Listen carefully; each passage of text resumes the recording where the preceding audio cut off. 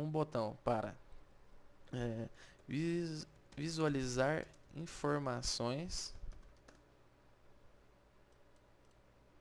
Então, quando eu clicar nesse botão, eu vou obter na minha tela todas as informações do cliente logado.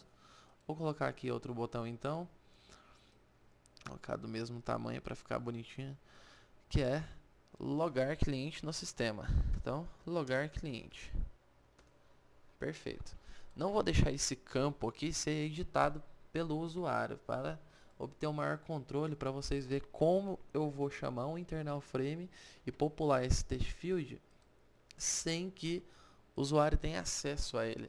Então eu vou fazer o log do cliente e vou mostrar aqui qual cliente que está logado. Perfeito. Feito isso, agora vamos a parte chave aqui, né, que é o internal frame e o desktop frame. Para mim acrescentar o internal frame, antes eu preciso acrescentar um desktop pane. Esse painel de área de trabalho está contido aqui, ó, nas minhas opções de containers. Então eu vou acrescentar aqui então um painel de área de trabalho.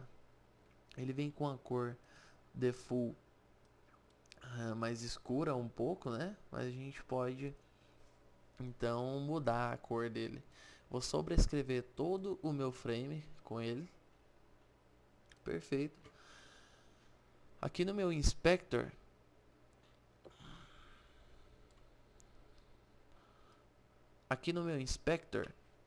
eu consigo ter controle sobre todos os meus componentes adicionados no frame, né? Através dessa camada aqui em cascata, eu consigo ter o controle de todos os meus componentes adicionados na minha tela. Bom,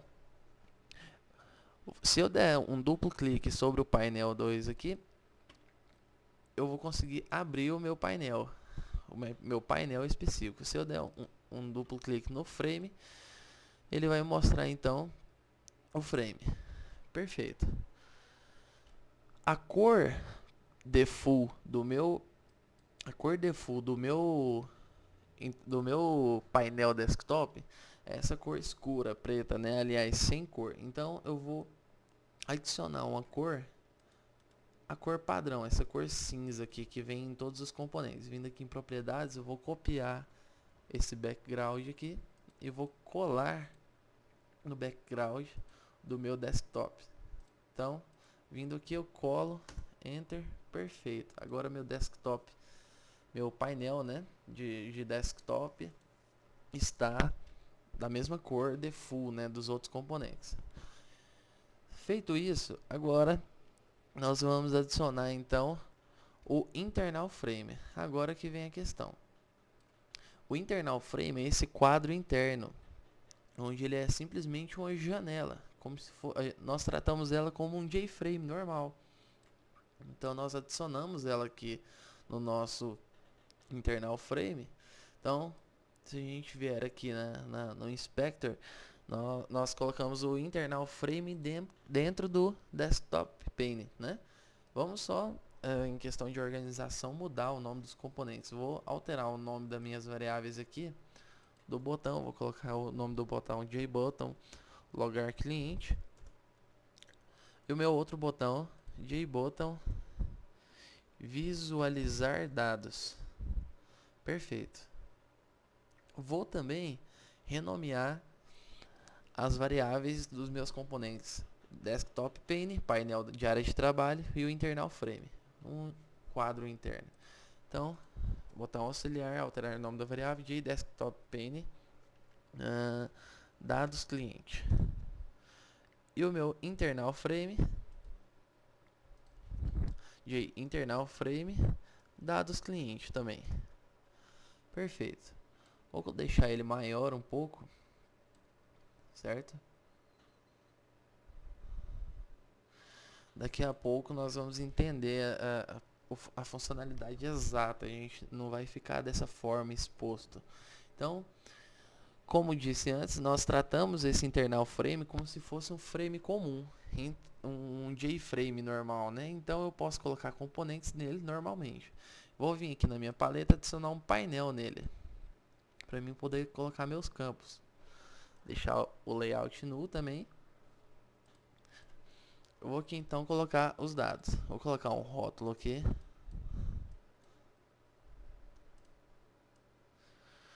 Um nome. Vou dar um Ctrl C, Ctrl V aqui.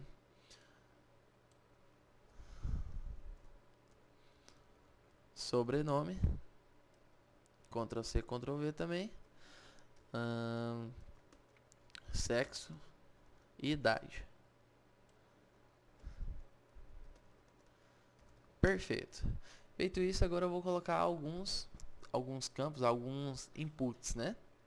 Vou aqui em campo de texto, adicionar aqui então, renomear, alterar o nome da variável. Vou deixar aqui nome. Perfeito.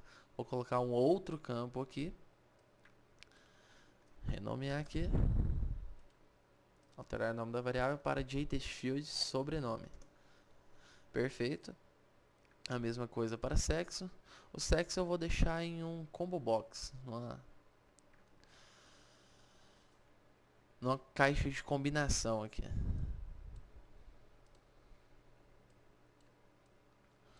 Perfeito, vou renomear ele aqui, alterar o nome da variável, jComboBox sexo. Vou vir aqui em propriedades, botão auxiliar propriedades, e eu vou adicionar aqui então alguns itens. Eu vou adicionar aqui o item masculino e o item feminino, certo? Alterar o nome da variável também para jComboBoxSex, aliás, já está alterado. Perfeito, agora só falta um campo de texto para a idade. Vou nomear aqui JTextField idade. Perfeito. E colocar um botão para finalizar.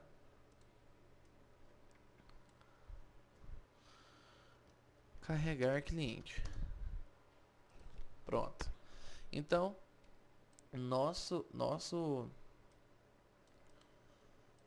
internal frame está pronto com os dados que eu queria. Um botão aqui para mim poder logar o cliente. Agora vamos à codificação. Aqui no código fonte, né, do meu JFrame, eu vou acrescentar então um objeto da classe cliente que nós criamos, certo? Então eu vou vir aqui e criar um objeto da nossa classe cliente. Então, private cliente, objeto cliente. No meu método construtor, eu vou criar uma nova instância do meu objeto que eu acabei de criar. Então, objeto cliente recebe new cliente. Perfeito. Feito isso, o que eu vou fazer agora? Criar nossos métodos acessórios para esse atributo. Então, generar os getSet aqui. Vou selecionar o meu objeto cliente. Pronto. Agora, nós vamos trabalhar com esse desktop pane, né? Se eu executar aqui agora a nossa aplicação, ela vai ficar da seguinte forma. Tá aqui, né? Um visual não tão agradável, né? Com um layout não tão bom. O nosso internal frame aqui está funcionando. O restante está meio que bugado, né? Vamos resolver isso. Então, esse aqui é o internal frame. Veja que ele não sai do meu JFrame, ó. Ele fica interno. Então, de forma que para mim utilizar isso, controlar isso, né, apenas no set visible, dando set visible false e set visible true. Então eu escondo ou mostro tanto o meu internal frame quanto o meu desktop frame, que é esse desktop pane, que é esse azul no fundo. Bom, então vamos aqui resolver alguns desses problemas. No nosso método construtor, após iniciar todos os componentes, o que eu vou fazer? Eu vou dar um set visible